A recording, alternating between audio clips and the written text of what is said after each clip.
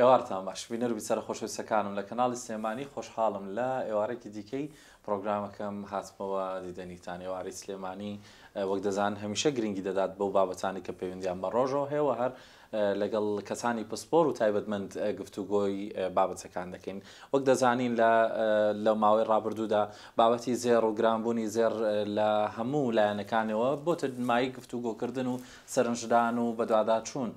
هەر لە بابەتی گەشەی ئابووریشدا ئەمە ناوەستێتەوە، بەڵکو دەزانین بۆ کۆمەڵگەی ئێمە وەکو نەتەوەی کورد و هەروەها کۆمەڵگەیەک کە پەروەردەی ئیسلامی پیرۆزمان هەیە و بابەتی هاوسەرگیری یەکێکە لەو بابەتانەی کە بەشێکی گرنگ بۆ سەردەمی ئەمڕۆ بەو جۆرەی کە دەگوزارێت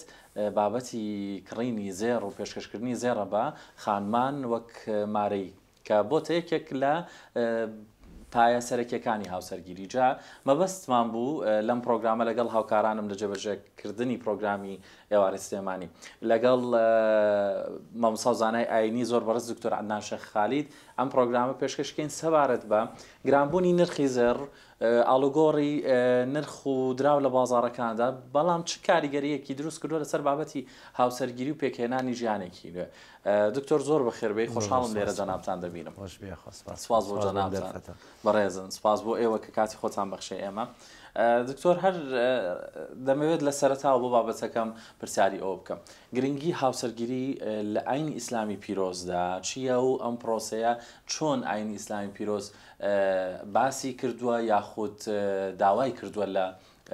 مسلمانان؟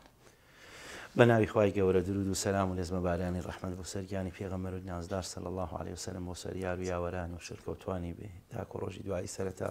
ڕۆژ و سڵام هەیە بۆ جەنابتان بۆ تەواوی بینەر و بیسەرکە گوێیان لێمانە. پرۆسەی هاوسەرگیری زۆر گرنگترە لەوەی کەوا ئێمە ناحی مادی و ئینەکە لێک بدەینەوە، ناحی ئابوووریەکەی لێک بدەینەوە، وەکو مامەڵێک تەماشاکی. پرۆسەی هاوسەرگیری واتە بڕیاردانی ئەوەی کە دوو گەنج بڕیار بدەن لە داهاتوو ببنە باوک، ببنە دایک، ببنە منداڵ پەروەردەکەر، ببنە لانکی گەشتەکردنی مرۆڤایەتی. هەموو مرۆڤێکی سەرکەوتوو لە مێژوودا، هەموو کەسایەتیەک کە شانازی بە کەسایەتی خۆیەوەکە، ئەگەر لێی پرسە باسی ڕاستڕەکی خۆیەکە، باسی ماڵە باوکی خۆیەکە، ماڵە باوانی خۆی دەکە، ماڵە باوانیش لە پرۆسەی هاوسەرگیریەوە دروست بووە. کابێ پرۆسەی هاوسەرگیری پیرۆزترین شتە، چونکە هەموو مرۆڤێک کە هەرچی هەیە لە توانا و لە شارەزایلی و لە پسپۆڕی و لە دانایی و لە پیشەیی، وەختێک ئەوێ بحەسێتەوە پەنابات بۆ خێزان. وەختی حەزەکە کە شتێک پێشکەشی کۆمەڵگا بکە، حەزەکە بەروومەکەی خۆی بخاتە ناو کۆمەڵگاوە، سەرنجامەکەی ئەوەیە کە هاوسەرگیری دەکا و منداڵێک پێکئێنێ، منداڵە دروستەکە کە خزمەتکا بە خاکی وڵاتی نیشتیمانی نەتەوەی ئەو بوارە کە خۆی دەیەوێت. کەوابێ گرنگترین شت لە پەیامی هاوسەرگیری ئەوەیە کەوا بەڵێ مرۆڤ خودی مرۆڤ، خوای گەورە کە مرۆڤی جیا کردوێتەوە لە هەموو ئاژەڵەکانی تر بۆ جیای کردوێتەوە، کا پرۆسەی هاوسەرگیری تایە. بۆ نییە کە کاتێک بەرنەسەری و لەزەتێکی جەستەی لەکتری ببین و دوای یەکتر بەردە، بەڵکو ئیلتیزاماتە لێپرسراوەتیە ئەوەیە کە ئەم دوو کەسایەتیە لە داهاتوودا ئەبنە باوک، ئەبنە مەدرسە، ئەبنە قوتابخانە بۆ جیلی داهاتوو، ئەوەی کە پێیانە توانیویانە لە ژیانی خۆیاندا دەستیان هێناوە حەزەکە لە ناو خێزانەکانیانە ئاوەتەی کەنەوە و ئەو خزمەتی کە پێشکەشی کۆمەڵگای دەکەن. لەمەشەوە دەبینین ئاینی ئیسلام بۆ ڕێخستنی هاوسەرگیری کۆمەڵە مەرج و یاسایی دانا. یەکێک لەو مەرج و یاسانێکی ئیسلام دایناوە وەک ڕێزێک و ئافرەت بریتە لە مارەی. کەواتێ مارەی لە پرۆسی هاوسەرگیریە ڕێز و احترامێکە بۆ ئەو ئافرەتەی کە بڕیاری داوە خاڵە سەرەکی و پایە سەرەکیەکە نییە بۆ هاوسەرگیری. وەکو یعنی ئەگەر ئێمە کۆی سەیری پۆی ڕۆسی هاوسەرگیری کەین، پرۆسی هاوسەرگیری عنوانێکی زۆر زۆر گەورەیە. یعنی توانین بڵێ مرۆڤایەتی لە پرۆسی هاوسەرگیری و دروست بووە. تەواوی کۆی مرۆڤایەتی لێکبەرەوە هەمووی لە هاوسەرگیری دایە حەوا و باوکە ئادەمەوە دروست بووە. لێوە خێزان دروست بووە بە ئەساسی مرۆڤ کە مرۆڤ دروست بووە یەکەم مرۆڤ کاتۆتە سەرزەوی لەگەڵ پرۆسی هاوسەرگیریە دروست بووە. دکتۆر دەمێ ئەوە بڵێم دەستان خۆش بە هەر لە ڕوونکردنەوەکی بەڕێستانەوە بۆچی کۆمەڵگەی ئێمە بە تایبەت ئەگەر باسی ئێستا بکەین ئەو بیرۆکەیە بەو ئاراستەیە نەڕۆیشتووە کاتێک کە دایک و باوکە بەڕێزەکان خێزان تەنان خودی گەنجە بەڕێزەکانە گەر بێ هاوسەرگیری بکە خێزان پێک بێنە یاخود شووبکە خوشکێکی بەڕێز بیرکردنەوەکە لێوێەوە دەست پێ ناکات کە بڵێت من ئامادەم ببم بە دایک ئامادەم ماڵێک بەڕێوە بەرم بۆی حەز ئەەکەم زەواش بکەم کوڕە بەڕێزەکان بڵێ من هەستەکەم ئامادەم ئەتوانم بەجیا خۆم حساباتی ماڵێک بکەم بۆیە دەمەوێت هاوسەرگیری بکەم بەڵکو بە شوەیەکی گشتی ئەگەر بڕێک پارە و داهاتێکی باشە بێڵێ من ئێستا ئامادەم ژن بێنم لە بەروی پارەی ئاڵتۆنم پێ ئەتوانم حەفلە بکەم سەفەر بکەم جا هەر مەبەستەکەم ئەوەی بۆچی لە ئێستادا بەم جۆرێ و ئایا کێشەکە لە کوێ سەری هەڵداوە خۆی بەشێک لەو نیگەرانی کە لە ناو خەڵکا بڵاو بۆتەوە تا ئەندازەیەک شەرعیە بەڵام بەو ئەندازەیەش کە جەنابە باسی کردو کە بۆتە بیرۆکەی ئەساسی زەواجکردن و یعنی هەر لە بیدایەتەوە گەنجێک کە بڕیارەدا هاوسەرگیری بکە وەکو شتێک سەیریەکە لایەنی نێرینە کە ئەمە بێ شتێکی زۆری پێ بێ لە حەگبایە بێ ئەنجاتوانێ هاوسەرگیریکە ئافرەتێکیش وە بزانێت کە شوو دەکا ئەبێ دەستکەوتێکی زۆر بەدەست بێنێ ئەمە بێ زۆر سرف بکە ئەوە بێ زۆر بەدەست بێنێ لەم ڕوو تەماشای کا بەڵە بێگومان ئەوە خەلەلێکە ڕوویداوە لە بیر و ڕای ئەو کەسانێکانە هاوسەرگیریکە و بە تابەتی شەکە کە کۆمەڵگایەکە ئەو بڵاو بێتەوە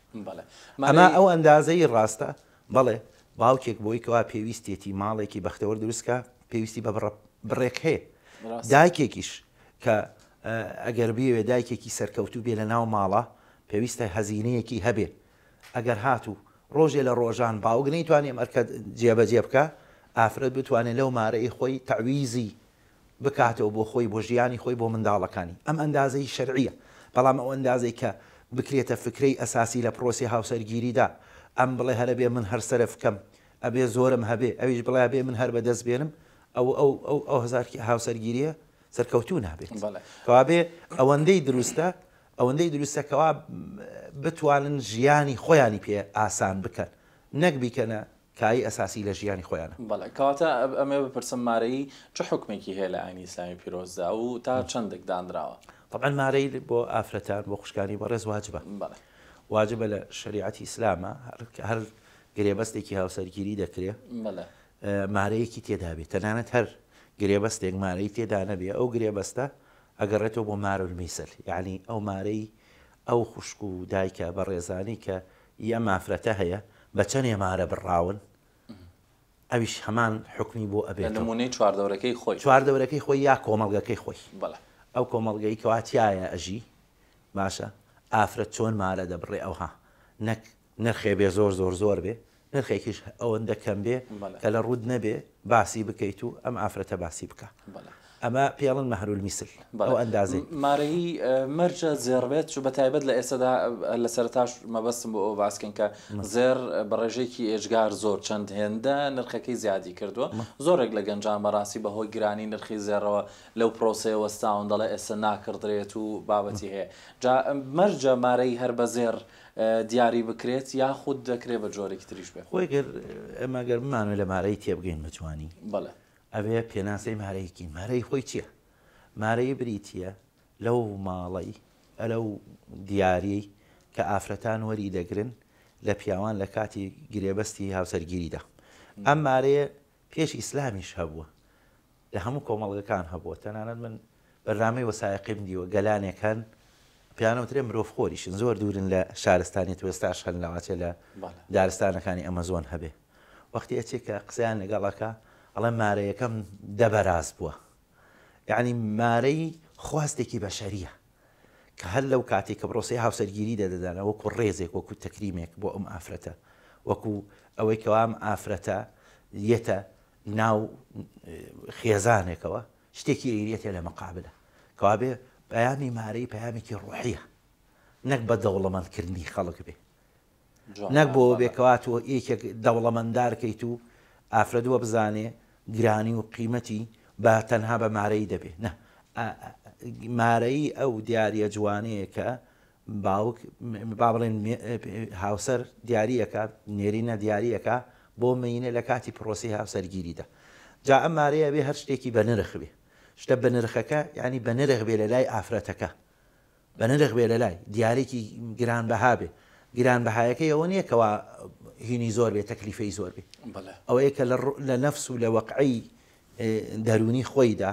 ئەو شتەی ئەوە لا عەزیز بێ کە بیپارێزێ وەکو عهد و پەیمانێک چونکە گەر سەری شریعەتی ئیسلامکەی کە باسی مارەی هاتۆ لە قورئانە یەکێک لە واتاکانی مارەی کە هاتۆ لە قورئانە وات و صەدوقاتیهن نحلە صەدوقات یعنی چی؟ صەدوقات لە صەداق و لە صیداقەوە هاتووە یعنی بڕیاردان بڕیاردان یعنی ئەو پەیامی کە ئەم دوو گەنجە پێکەوە بڕیارە دەن ژیانێک بن بەسەرەوە ئەم مارەیە ڕەمزی ئەو خۆشەویستیە لە بینیانە ڕەمزی ئەو بڕیارە بووە کە داویانە کە پێکەوە ئێمە لە داهاتوودا پێشتر باسمان کرد ئەتوانین وەچە بنینەوە ئەتوانین ماڵداریکەین ئەتوانین باوکو و دایکایەتی بکەین بۆیە وشەکەش هەر لە سەداقەوە هاتووە ینی بڕیاردان کەوا بێ مارەیی بۆ ئەوەیە کە ڕەمزێکە بمێنێتەوە لای ئەم ئافرەتە هەر دەمێک باشە بێتاقەتی و مەلەری ڕووی تێکرد بیر کاتەوە ها من مارە یەکەم هاوسەرەکەم لە پێناوی من ئەو شتەی کرد ئەمەی کرد بە ڕەمزوی ئامرازی خۆشەویستی ئێمە کەوا بێ مارەیی ڕەمز و ئامرازی خۆشەویستیە لە شریعەتی شاواجبە نابێ هیچ مارەیەک بێ هاوسەرگیریەک بێ مارەی بێ بەڵام لە حەقەتە شتێکی بەنرخە جا ئەو شتە بنرخە دێتەوە ناو کۆمەڵگەکە لە هەندێک کۆمەڵگە بە زێڕە لە هەندێک بە زیوە لە هەندێک بە شتێکی ترە خودی مرۆڤایەتی مارەی هەر هەبووە لە سەرەتاوە دیاری کراوە دکتۆر دیاری نەکراوە نەخێر هەتا سەرۆرمان صلی الله عليه وسلم فەرمێ باشە ئەفەرمێ بەرەکەتدارترین نیکاح ئەوەیە کەوا مارەی کەم بێ مارەی کەم باشە کراوە بە دوو بەشەوە مارەی ئەمان چۆنە بۆچی بەشێکی سەرەتایە و بەشێکی پاشەکی هەیە یاخود بە قەرزە بەڵێ بۆچی ئەم دابەشکاریە کراوە لە ئاینی ئیسلامە عرضەکەم لە ئاینی ئیسلامە فەرزی نەکردو مارەی هەرە بێ یەکسەر بدرێ و فەرزیشی نەکردو مارەی هەرە بێ دوا بەخرێ یان بێ کەرتی بکە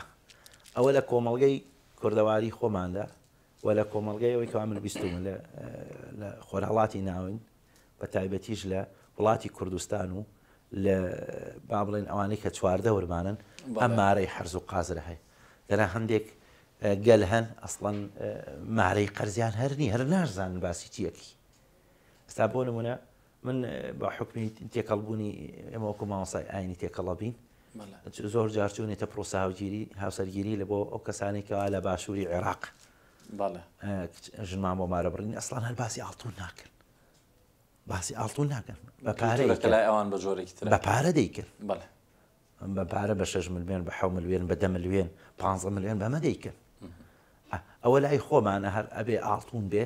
چونکە بە حەقەت من وازام هۆکارەکەشی ئەوەیە ئێمە لە ناوچەیەک ئەژین لە ناوچەیەک ئەژین هەمیشە نرخەکان بازاڕەکان یاری کردووە وەکو چۆن هەموو ئەو حاڵ و گوزەرانانی هاتووە بەسەر میلەتی کوردی خۆماندا و گەلانی ئەم ناوچەیە هەمیشە لە گۆڕانکاری هاتووە بۆیە پارەکان زۆر جار گۆڕاوە شتەکان زۆر گۆڕاوە بەڵام شتێک کە نەگۆڕاوە زێڕ و زیو بووە لە کۆمەڵگای ئێمە ئەو بەهاو نرخەی کە هەی بووە کەمتر گۆڕانکاری هاتوو بەسەرا لە چاو گۆڕانکاریەکانی ترە واتە بابەتەکە کولتوریە بۆ ئێمە ماوەتەوە اینجا دەبێت شتێک بە بیری جەنابتان بێن بۆ ڕەنگە خۆشتان بیست بێتان بەڵام مەبەستمە من پرسم لەسەری لەو ماوەی ڕابردوودا مامۆسایەکی بەڕێز دیکە باسی لەسەر قەرز یاخود مارەیی پاشەکی کرد کە ئەگەر بێت و پیاوێک نەیدا بە مەبەست نەیدا ئەوە وەکوایە تاوانێکی گەورەی کردبێ و مەرجە هەردەبێ بیدا و ڕەنگە هاوسەرگیرێکی هەڵوەشێتەوە تا ئەو ڕادێ جامە بەسمە لەوە ڕێستان پرسمەوە ڕێسا و یاساکانی ئاینی ئیسلامی پیرۆز چییە بۆ ئەم مارەیە کە ئەگەر بێت و بابەتەکە کولتوریش بێت لە باوڵێنەتەوەی کوردی خۆماندا هاتوون کراوە بۆ ئاسانکاری کراوە بە دوو بەشەوە بەڵام دوجار ڕێساکانی چییە یاساکانی چییە باجدانی لەسەر ئەگەر نەدرێت خۆی بە شتێک ڕاستکەینەوە ئەو مامۆستا بە ڕێزەی کە فەرمووت ئاماژەکەیە من نازانم نەندیوە ئەگەر بیشی بینم وا نازانم هیچ مامۆستایەکی ئاینی بابەتەکە لەواتێ بەگوێ بیسەر و بینەراوا دەرکەوت بێ مامۆستا ممکن مەبەستی ئەوە بوو بێکە حازرێکی کەمدانی بۆ ئافرەتە و بە ناوی قەرزەوە و دوای قەرزەکەشی لێلابیت ئەوەی مەبەست بووە کە ئەتەوێت سوکایەتی بە ئافرەت بکەی مافێکی لێ بسەنیتەوە کە خوا پێیداوە لەمڕۆ بەڵێ لەمڕۆ گەر تۆ بتەوێت سوکایەتی بە ئافرەتکەی من ئەو تعبیرە بەکارڕێن بکە و مامەساوتوتی گوناهە تاوانە نابێ ئەم مافەکەی ئافرەت ئێمە لێی زەوتکەی لێ بسێنینەوە بەدافعەوەی کەوا لە ناو کۆمەڵگەی ئێمەداوە لە ناوچەی ئێمەدا بە بیانوی ئەوکەوا زێر گران بووە لەمڕۆ کە ئەگەر مەبەست پێی سوکایەتی بە ئافرەت بێت لابردنی ئەو مارەیە من لەگەڵ ئەوە مامۆستا مەبەستی ئەوە بووە کە سوکایەتی بە ئافرەت نەکرێت ببوورە ڕوونکردنەوەی بچووک مەبەست لە پیاوان بوو لە ئەوەی من ڕەنگە من بە نەمگەیان بێ بەڕستان ئەڵێ ئەگەر پیاوێک مارەی یەکەی قەرزەکەی نەدات ئەوەی مەبەست یعنی هەر لە بیدایەتەوە بێوێ ڕابێرێ لەگەڵ ئەم ئافرەتەدا شتێکی ڕەمزی دابنیێت و بۆی کەوا سبەینێ خۆی نەکا بە باوک ئیلتیزامێکی نەبێ بەرامبەر ئەم ئافرەتە یەکسەر خۆی کشێنێتەوە منی لەگەڵ ئەوەم ئەم پیاوە بێ سەرزەنشتی بکرێ لەمڕۆ بەڵام وەکەوەی کە بڵێ وڵا هەر ئەبێ مەرجە مارەی حازر و قەرسە بێ ناشتیوانە لە ئیسلامدا وەکو پێشتر باسم کرد مارەی بریتە لەو ڕەمز و لەو شتێکە جا ئەگەر ئێمە موسڵمان ئێمە کۆمەڵگەیەکی مسڵمانی ئەگەر بمانوێت چاکترین مارەی بۆ کچەکانمان هەڵبژێری ئەوەی چاو لە پێغەمبەریانکەین سەر الله ئەوەیشکە بوو لە پرسیارەکانی دیکە مەمیز بپرسم باشترین مارەیە چی ئێمە هەڵی بژێری پێغەمبەریان سەر الله عليه وسلم هەمومان ئەزانین ئێمە لە هەموو کۆمەڵگەکانە بیستومانە ئەوانە هەن کە سەر بە ئالوبەیتی پێغەمبەری خوان صلی الله عليه وسلم کە سەر بە ئالوبەیتی پێغەمبەری خوان دەچنەوە سەر کێ دەچنەوە سەر فاتمە خاتون فاتمە خاتون کچی کێ بووە کچی پێغەمبەریان بووە صلی الله عليه وسلم حەچی ئەم ساداتانێکی ئەوان لە ناو کۆمەڵگەی موسڵمانە خەڵکەڵی ئێمە شێخین سەیدین بنە ماڵێکی پیرۆزمانی هاتو سەر دایکمان حەزەتی فاتمە دەزانین لەسەر یەک دەرعی ئاسن لە حەزەتی عەلی مارە بڕاوە یەک دەرعی ئاسنەوەی کەوا هەن شەڕی پێکرێ یەک دەرعی ئاسن لەسەرەوە مارە بڕاوە حاڵی لە عەرزم نە ئاڵتون بووە نە زێڕ بووە نە زێو بووە کچی ئەزیزترین مرۆڤ بووە کچی خۆشەویستترین مرۆڤ بووە لە لای خوای گەورە کە پێغەمبەریانە صلی الله عليه وسلم ئافرەتێکیش بەو نەجایبەتە کە پێغەمبەریان صلی الله عليه وسلم فەرمێ دایکی ئەفەرمێ سەیدەت نیسائی العالەمین یعنی گەورەی هەموو ژنانی هەموو جیهان بووە لە بەهەشتا خوای گەورەی کاتە گەورەی ژنانی هەموو جیهان لەبەر ئەخلاقی خۆڕەوشتی نزیکی لە پێغەمبەری خوایەوە لەبەرێکەوە دایکی حەسەن و حوسێن بووە لە ئێمە بینین مارەیەکەی دەرعێ بووە کەوا بێ مارەیی نرخ بۆ ئافرەت دیاری ناکە ڕاستە مارەی نرخ بۆ ئافرەت دیاری ناکە بەڵکو ئەوە ئافرەت خۆیەتی نرخ بۆ خۆی سنگایەتی بۆ خۆی دیاری دەکا ڕاستە خۆی دیاری دەکا کەواتە هەر لەسەر ئەمەوە دەبێ بپرسم بینەوە بۆ سەردەمی ئێستەمان کە کەسانێک هەن سوورن لەسەر ئەوەی خانمانێکن سوورن لەسەروی مارەیەکەیان بڕێکی زۆر بێ بە تایبەت ئەوەی ئەگەر لە سەرتاشەوە بۆ ئاسانکاری بڕێکی کەم لە پێشەکەکەی دانێ قەرزەکەی بڕێکی زۆرە و هەیە 500 لیرەی ڕەشادیە و هەیە خان و سیارە و ماڵ و مڵکێکی زۆرە ئایا ئەمە ئەگەر بیری لێ بکەینەوە لە ڕووی ئاینی ئیسلامی پیرۆزۆ ئەم ڕێژە زۆری کە دادەنرێت دەبێتە بارگرانێک بۆ پیاوان ئەمە چۆن سیر کراوە و ئەچێتە ئەوەی کە تاوان بێ ڕێک وەکو ئێستاکی ئێمە باسی دەکەین لەم ڕۆژگاری ئێمە کە باسی دەکەین لە زەمان حەزەتی عومەردا تەکلیفی ژنی هێنان زۆر گران بوو حەزەتی عومەر ڕەزا و ڕەحمەتی خوای لێبێ هەستی کرد بۆی کەوا گەنجان کەمتر خۆیان لە هاوسەرگیری نزیکەکەنەوە لەبەر خاتری گرانی زێڕوزی و ئەو ئەرکانی کە دێتی سەریان لە کاتی هاوسەرگیریدا فەرمووی ئەی خەڵکینە ئەگەر ئەمە مەکرومەیەک بێ لە لای خواوە ئەم مارەیە ئەوە چاکترین کەسێکە بەمە شیاو بە پێغەمبەری خوا بۆ صلی الله عليه وسلم فەرمی خۆی خێزانەکانی هیچیان نەگەیشتوتە ئەندازەی 250 درهم 450 درهم 450 درهم ئەگەر ئێستا بین بە زمانی ئێستا 1.2 ملیۆنەکە پێغەمبەری خوا صلی الله عليه وسلم نەخۆی نەکچەکانی کە مارەی بڕیوە خۆی و نە کچەکانیشی نەگەیشتوتە بۆ ئەندازەیە بۆیە ئەگەر شتێکی ڕێز بواە ئەوە خوای گەورە ڕێزترین کەس کە پێغەمبەری خوا صلی الله علیه وسلم ئەوە ئەو بیبردایە. پاشانە فەرمێ وا مەکەن لە هاوسەرەکان وای لێ بێ هەموو ژیانی باسی چی بکە، باسی دەستکی گۆزەکە بکە. یعنی چی ئەم قسێ؟ دەستکی گۆزە دوو تعبیری هەیە. یەکەم تۆ کە سەیری گۆزە دەکەی وانە دیارترینشن لە گۆزایە چییە؟ دەستکەکەیەتی. باشە، یعنی ئەوەندە زەقی بکەنەوە مارەیی وەکو چۆن ئەگەر کەسێک کە باسی پرۆسی هاوسەرگیری دەکەی سەر مارەیەکەی بیرێتەوە کە تەکلیفێکی قورس کراوە لەسەریە، چۆن کە تۆ سەیری گۆزەیەکەکەی یەکسەر دەستکەکەی ئەبینی. ڕاست ئەوەندەی تەرکیزن لەسەر دەستکەکەیە لەسەر جوانی گۆزەکە نییە چووکێتی و بەڵامی تەرکیزی تەکرد. هەندێک ترڵەن مەبەست پێی ئەوەیە، یعنی حتا باسی شتە پچکۆلەکانشەکە خۆی هەمیشە دەستکی گۆزە بچکۆلەیە بەشی بچکترین بەشێتی. یعنی ئەگەر ئەو کا پیاوە لێ دەکەی کە باسی پرۆسی هاوسەرگیری یەکسەر بیرەکاتەوە بچووکترین شتی سەرف کردووە بۆ ئەوە ئەزیێتە داوە. بەس هەندێک ترە فەرمون نا مەبەستی پێی ئەوەیە چۆن گۆزە بەم ملەی دەگیرێ ئەوها هەڵەگیری و تەحەکومی پێ دەکرێ. تازان پیاوەش ئەگەر لەگەڵ ئەم هاوسەرەکەی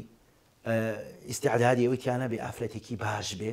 نەتوانێت ژیانی کا لە بڕێەوە مەجبورێ بەسراوەتەوە ملی بەسراوەتەوە ناتوانانی هیچ شتێ بکە. کەوا بێ ئەگەر باوکێک دایکێک یا خوشکێکی بەڕێز وا هەستکن زەمانی ژیانیان بە پارەوە بۆ مارەگرانەیە، ئەو معنای ئەو کەسانە لە معنای هاوسەرگیری تێنەگەیشتون. معناوێ ئەو خوشکە بەڕێزە خۆی ئامادە نەبووە بێتە هاوسەر، ئامادە نەبووە بچێتە ناو ماڵێک باشە ماڵێک کە متمانەی هەبێ لەو ماڵێ ئەوە متمانەش بە بەرامبەر بکە. یعنی تۆ ئەم گرانی مارەیە بۆ چییە؟ بڕوا ئەم پیاوە نییە؟ ئەگەر بڕیارە داوە ئەم پیاوەی تۆ نەبادا خۆ ڕۆژێ لە ڕۆژان مخالەفەیەکە کابەوە بیبەستیتەوە، ئەگەر پیاوەکە خراپ بێ چی ئەەکەیت؟ چی ئەەکەیت؟ یعنی باوکی بەڕێز هەبووە بە 500 ئەوە نەکردوەتی دوایی ئامادە بوو ئەم مارەیە شەر بدا هەر پیاوەکەی لە کۆڵ بێتەوە هەر گەنجەکەی لە کۆڵ بێتەوە. یعنی تۆ پێشەوەی بڕیارە بدەیت بزانن لەگەڵ کێ هاوسەرگیری دەکەی. ڕاستە وەک پێغەمبەری خوا صلی الله علیه و سلم فەرمێ ئیذا جاءکم من ترضون دینه وخلقه فزوجوه. ئەگەر یەکێک هاو لە دین و لە ئەخلاقی ڕازی بن ناڵێ لە سەروەتی ناڵێ لە سامانی ناڵێ بیبەستەرەوە. کەوابێ ئەگەر تۆ سەیری ئافرەتەکەی خۆتکەی یا بێ بە مارەیەکی قورس بیخەما هاوسەرگیری، یعنی تۆ متمانەت بە کچەکەی خۆت نییە کە دایک بێ، متمانەت شێ بە زاواکەتش نییە کە باوەک بێ، کە مادام سەرەتای هاوسەرگیریەک متمانەی لە دەستدا بێ کەوابێ ئەو هاوسەرگیری هەر فەشە لە هێنێ. بەڵام کە تۆ زانیت ئەم گەنجەی کە هەڵسەنگە ئەم گەنجە شیاوی ئەم کچەی منە، ئەم کچەی منی شیاوی ئەوەی کەوابی خەمە ناو کۆمەڵگاوە بە تایبەتی زیاتر ئەوەی کە من تەجروبەم هەبێ و تێکەڵ بوو بێتم دوو کەسەکە کەسە هینیان نییە گرفتیان نییە لە ڕێژەی مارەیەک کە سوکارەکە ئەمە زۆر گرنگ. یعنی ئافرەت سەیری خەونەکانی کە ئەوەی حەز بە دایک بوونەکە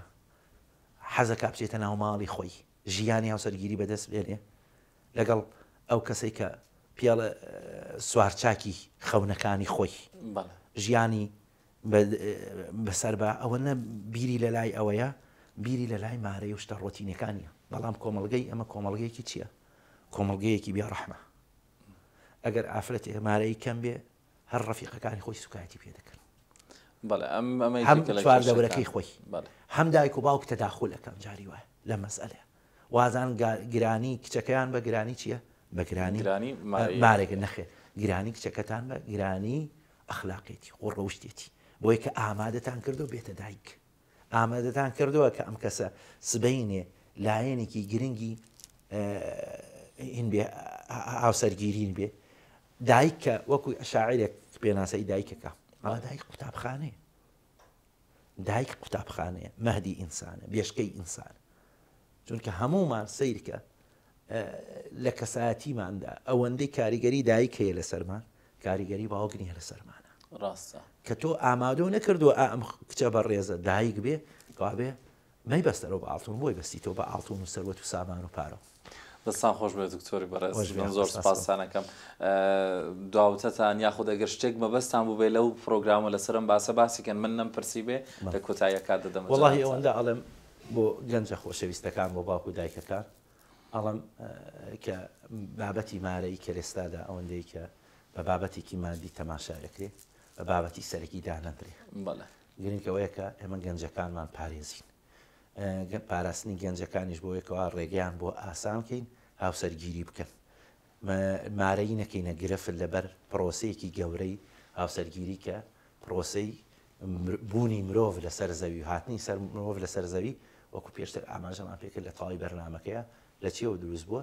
لە هاوسەرگیریەوە دروست بووە تەنانەت پێغەمبەری گیان صلی الله عليه وسلم فەرمێ مارەی بکە هەرچەنە ئەگەر خاتەمێک ببێکی لە یارەکانی خۆی من حەدیدین وەکی ئەڵێ بە عەبدوڕەحمانی کوڕی عەوف ئەڵێ عەبدوڕەحمانی کوڕی عەوف گەنجێ بوو مارەی خێزانەکەی بە یەک مستیلە ئاسن دروست بەڵام دوایی ئەم عەبدوڕەحمانە بوو بە سەخیترین مرۆڤ بوو بە دەوڵەمەندترین مرۆڤ خۆی و خێزانەکەی چونکە لە پێشە بڕیارەکەیان چی بووە بڕیارەکەیان ئەوە بووە کە بەڕاستی ئەم دوو کەسە بچنە ناو پرۆسەیەکەوە کە بە دەداهاتوودا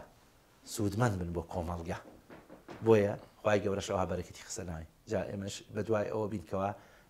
پەیامێک گەورەتر هەیە لە هاوسەرگیریان بە هەموو چاوەکانمان لەسەر لایەنە مادیەکان نەبێت. دەستان خۆش بە زۆر سپاسانەکەم دکتۆر عەدنان شەخاریت بەڕێزیان زانای ئاینی کە لەو پرۆگرامە لەگەڵمان نابوون هەمیشە هەر بمێن خوای گەورە جەزای بەخێرتان باتەوە بۆ هەموو پاداشتی چاکەکانتان وەرگرنەوە ئینشاءالله ڕەحم بە هەموو گەنجان و لاوان و نیشتیمانەکەمان بکە تکایە بە ئاگاداری ئەوە بین پەیامە گرنگەکە ئەوەیە خێزان پێک بێنین پەروەردەیەکی جوانی منداڵەکان بکەین تکایە هەموو گەنجە خۆشەویستەکان ئاگاداری تەمەنی خۆتان بن بزانن لەکە ئامادەن بۆی ببن بە باوک بۆی ببن بە دایک هەر شاد بن